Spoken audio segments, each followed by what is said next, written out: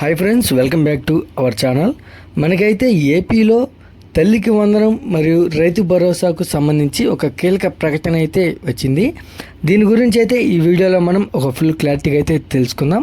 అయితే వీడియో చూసే ముందు మన ఛానల్కి అయితే లైక్ చేసి సబ్స్క్రైబ్ చేసుకోండి. ఏపీ రాష్ట్రం నుంచి వచ్చే లేటెస్ట్ అప్డేట్ని అయితే మన ఛానల్లో ఎప్పటికప్పుడు అయితే అప్లోడ్ చేస్తూ ఉంటాను.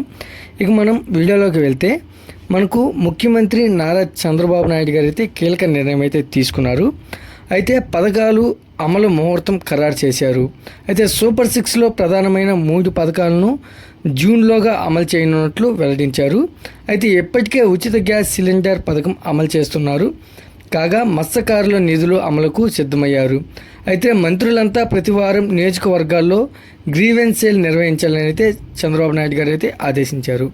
అయితే మనకు టీడీపీ పాలిట్ బ్యూరో సమావేశంలో పలు కీలక అంశాలపైన చర్చ అయితే జరిగింది.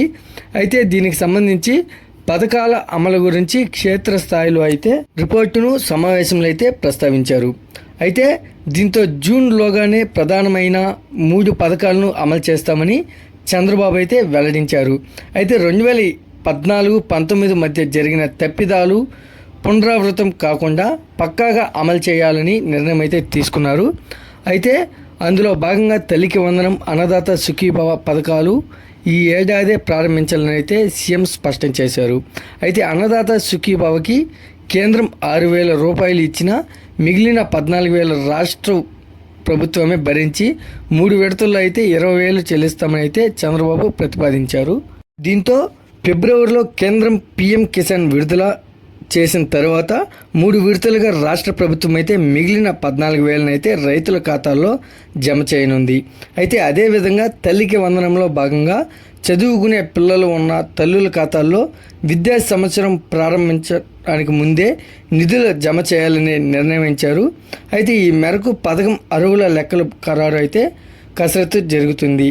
అయితే ఇక మహిళలకు ఉచిత బస్సు ప్రయాణం ఉగాది నుంచి అమలు చేయాలని అయితే నిర్ణయం తీసుకున్నారు. అయితే ఈ పథకం అమలు దిశగా అధికారులు పూర్తి నివేదికను అయితే సమర్పించారు. అయితే మనకు ఆర్థికంగా భారం పైన చర్చించారు.